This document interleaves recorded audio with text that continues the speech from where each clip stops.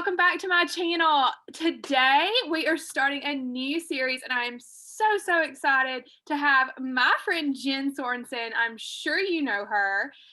She is going to talk to us a little bit about her business, Seacoast Suds, and y'all, it is absolutely fantastic soap. And so I am going to turn it over to Jen and let her tell us a little bit about herself. I met Jen through this crazy run Disney community. And I talk to Jen just about every day through the Instagram. So Jen, if you'll just tell us a little bit about yourself and then we'll go from there. Yeah, thank you so much for having me on. I'm so excited. I actually started making soap during COVID quarantine. Like it was something that I went down this rabbit hole of watching people making soap on YouTube. It was very relaxing. It was soothing. And after a while, I thought, I'm pretty creative and crafty. I bet I could do that. I've been quilting for over 20 years now. You can see I made and designed this one behind me, but I've just always loved creating and getting, doing something with my hand. I think it's that end result, that tangible product that I love having in my hand. So I watched a bunch of tutorials. I went ahead and bought some kits, and I started with some basic kits. And after a while, I was like, all right, I think I have this down. Let me start making my own. And it just became something that I found very relaxing. And I started documenting it on YouTube, like you've been doing recently. And one of the things that I found, and I've been encouraging a lot of people to do this as well, is by putting myself out there, by talking about it. As I talk through the process, as I'm making these bars of soap, I am not thinking about what's going on in the world around me because I have to talk through it and I can't think about everything else that's going on. And all of a sudden I have this vehicle to just have this outlet and just create and let it go. So that's kind of where all this started, and it's just kind of taken off from there. I love that. I'm all about finding things to do with your hands. Yep. Getting away. I'm super into mental health and super into how can you get away from, because 2020 was crazy and I think 2021 has really just said, wait a minute, I'm gonna one up you. So but yeah, so did you start watching those videos because you liked soap, or was it just like, I just like to create things and this looks relaxing? Like, was it a love for body works products? Is that kind of where it started, or did you watch it too? Yeah, a little of both. I've always been a girly girl in a way where I love makeup, I love creating, I love doing stuff. It's never been something that I've been like obsessed over, but it was like, hey, this is new and something totally different than what I'm used to. So why don't I give this a try? And I found the videos very relaxing to watch. So I thought, well, maybe these will be relaxing to make. And that's kind of what it is. You're a runner, you know what it's like to run. And I find that I can't turn my mind off when I'm running. Like I still think about things. I'm still there. Like, all right, what do I have to do? What needs to get done? But with quilting, when I'm at my machine, I don't think about it. And that kind of became the same for soap. So it was really like, it was soothing to watch. Well, maybe it will be soothing to make. So I love that. I can never turn my brain off. I'm always thinking about, how can I solve this problem? And I always say, if I try. Run this problem away, then, and it just doesn't work for me. And I'm so happy that if it does work for you, shout out to you. So you just need to find that craft or that something that'll do that, because all my spare time, I'm gonna do that this week. I guess I'll have spare time in the snow.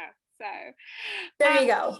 So can you tell us kind of what your favorite scent is? So tell us about the soaps you make, and then kind of go into what are your favorite scents and what are your best sellers, those types of things.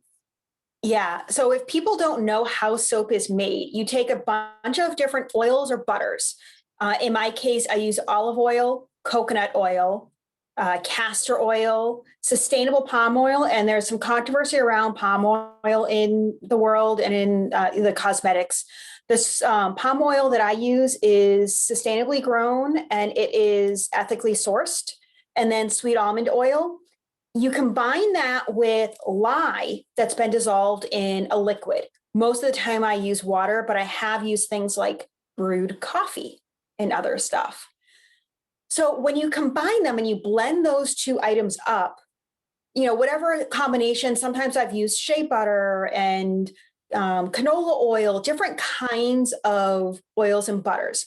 You combine them, blend them up, and it does this thing called saponification.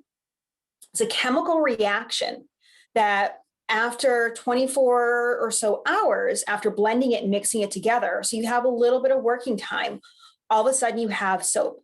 The lye, which is caustic to begin with, does not stay in the soap. So if you're worried, like, why am I washing myself with lye? Lye is in every single soap that you use, whether it's made by me or a big manufacturer. It's just what's chemically needed to make it. So that's kind of the process of how you make it. And it allows you to add different fragrance oils, colorants, additives. I love adding different clays, milks, different things that are going to kind of play with the actual soap itself. So one of my favorites that I love is this Tranquility. And this one smells like eucalyptus and cotton. It smells like the spa. This reminds me of a day at the spa. And one of the things that I did for this one is inside here, I don't know if you can see those black specks. Yeah. Those are poppy seeds at the top. And what happens is it kind of becomes this sort of an exfoliant. Okay. So the bottom is nice and soft, but as you're rubbing it against yourself, all of this you can use on your entire body. It doesn't just have to be your hands. So it kind of becomes this nice body scrub or hand scrub. I love this one. I love my juicy watermelon as well, which it kind of looks like a watermelon. This also has the poppy seeds in it. And then my most popular, my biggest seller so far has been this Nantucket Dunes. Okay, I've been wanting to try that one. So yeah, so this one, I live near the beach, and that's what inspired the name of my brand, Seacoast Suds. So for a lot of my beach soaps, this has apricot seeds and powder in it. So it's really finely ground. And it just feels like this really nice scrub at the bottom. So this one's one of my most popular. This one smells like orchid, bergamot, patchouli, and musk. So it has that nice Nantucket ocean scent to it. So those are kind of my favorites for the soaps. But then, as you know, you talked about how we met through Run Disney and a lot of this stuff. I've been making a lot of Disney-inspired soaps. And I've gone to an every other month model where I'm filming and putting out new inspired soaps that are Disney-based. And then other months, I'm trying something new, a different theme. So I have a few favorites for that. One of the first ones is this one inspired by Snow White. And it smells like a Macintosh apple. Like, it literally smells like apple. I love it so much. I love that. That is, so I brought some props too. So that wicked apple. Yes. Also, like, you can smell it through the plastic. Like, yeah, I can smell it right here. Like, it smells through the plastic. It smells so good. So yeah, definitely a fan favorite for me. Yeah. Yeah. And then recently I made an ode to Edna Mode here with this swirl. This is a lavender and basil scent. And I love lavender, but the lavender's not overwhelming. And I know some people either love or hate it. And it just has that really like nice, earthy, nice smell to it. And then, you and I like a nice margarita. I think you've met one margarita you haven't liked. I've never met one I haven't liked. Well, go to the Festival of the Arts. So this is my fairy villain soap, and obviously Maleficent. I thought, what goes with this bright green? Margarita. Absolutely. This smells just like a margarita, and I love it so much. Oh, I love anything that's margarita. That is going on my list. And actually, so I'm going to go ahead and throw this in there for all of you watching, and I'll be posting it on my Instagram page as well. If you comment below and tell us what scents you're interested in, I am going to give away a fairy villain. I just decided fairy villain because nice. I love margaritas, and I'm going to be buying one for myself. So, and I can't wait until we can have a margarita together sometime. Yes, I cannot wait. It's going to be such a happy day. We'll go run out miles and drink all the margaritas. Perfect. Well, do you think that you're going to be adding anything else? So I know what's really big in this, like, I don't know, we just had a bath shop open up here. And so they started with just soaps, and then they have Yep. expanded to bath truffles and lotions and Bath so truffles, yes, yes. sugar scrubs. So I've been experimenting with doing different things, and how I've been posting a lot of this on YouTube, like you are right now, is I'm experimenting with different things. And I'm asking, what do people want? Do they want to see new stuff? Do they want me to stick with soaps? If the demand is there, I might start offering it. But for right now, I'm sticking with the soap, experimenting. The thing is, I'm a small business in this respect, and I don't have the ability to have this large volume purchasing power to buy some of the ingredients. If I were to sell something like this kind of a bath truffle, the cost to make this is probably $5 or $6, just this one. So is someone going to pay $8 for one bath truffle? I don't know. So I've experimented with a smaller version that would still give you the same amount, but I just don't know exactly. And we have a visitor. Oh, I'm sure my dog has been all in the background. She makes appearances in most of my videos. Oh, well, That's Misty in the background. hey, Misty. Okay, so this is a question. I don't really know that I sent it to you earlier, so if you need a second to think about it, we can edit. No, it's all good. Okay. I'll probably edit that part out anyway. So what advice you just started this small business really within the last year. So, we're coming up on a year of COVID, so you haven't even been doing this a year yet. What advice do you have for somebody that's maybe thinking about starting their own business, their own small business? What kind of just advice would you give them and all of that fun stuff? Yeah, well, this actually is not the first time I've done something like this. I have a second Etsy shop where I sell a lot of my quilt patterns, and I actually have some Disney masks and stuff like that up right now because I've been sewing. Yeah. Throw that out there right now. So that's my A quilting jewel, which is what you find me on. And through that process, what I found is there are a few things that have been helpful. First and foremost, just be authentic to you. Stick to who you are, what you love, what you do. Don't try and be someone that you're not, because that comes through. When you're yourself and you love what you do, chances are other people are going to love that. So I think that's my first advice. And the other one is, don't expect this to just blow up and be huge right away. It's going to start small. You're going to, try and get into different outlets here and there. You could look at wholesale. I'm not looking at that right now myself, but look at different people you can engage with and start small. Over time, things will grow. Like for me, I started small because I was getting requests. People were DMing me. I was like, are you selling these? So after I felt confident enough in what I was actually making to sell, then I started putting it out there because people were asking, and it started slowly. Then came the holidays, and that's when I really saw an uptick in sales there initially to start to kind of produce more. And then the final tip I would really say is, don't overbuy your raw supplies. Really kind of sit down. I have all of my soaps planned out for the year 2021. So I know everything I'm making for the year. I think there's 1 month I'm still trying to figure out, but I have pretty much everything I have planned. So when I see something go on sale, I can buy that. And I'm not buying all these, in my case, fragrance oils, different kinds of mold, colors, all of that stuff that I'm not going to use and need, and taking resources away. So I'm planning long term.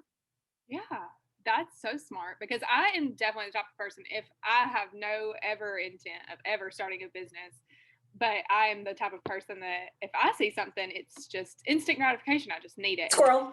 Yeah. I want that. I want that. I need it right now. Yeah. So it probably explains a lot about my life. But so where can people find you? I know I follow you on Instagram. I follow you on Etsy, of course. I follow you on YouTube. Yes. So I will post all of those here, but is there anywhere else we can find you? And what's the best way to get in contact with you? Or to buy? Yeah, I am on Instagram is probably the easiest way to reach me. I am A Quilting Jewel and Seacoast Suds. And that's where you'll find Misty posted quite a bit. Get rid of her. Yeah, I'm on Instagram, Etsy. So my two Etsy shops are Seacoast Suds and A Quilting Jewel. Those are my two shops there. And then you can find me on YouTube with just Jen Sorenson. When I first signed up for YouTube, I signed up as A Quilting Jewel because I started my blog, A Quilting Jewel, back in 2007 or 8. And that's where all of that kind of stemmed from. So it's just youtube.com/A Quilting Jewel. But if you search for it, just find Jen Sorenson and I'm right there. Okay, awesome.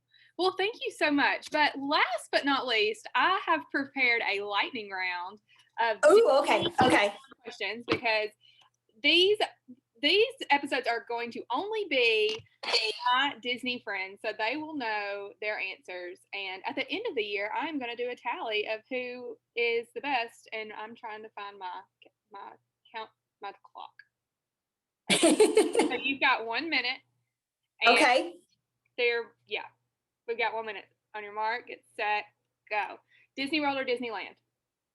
World. Favorite park snack? Churros from Nomad Lounge. Favorite character? Cinderella. Favorite Disney bathrooms? Tangled. Favorite Disney park? Disneyland Paris. Monorail or Skyliner? Monorail.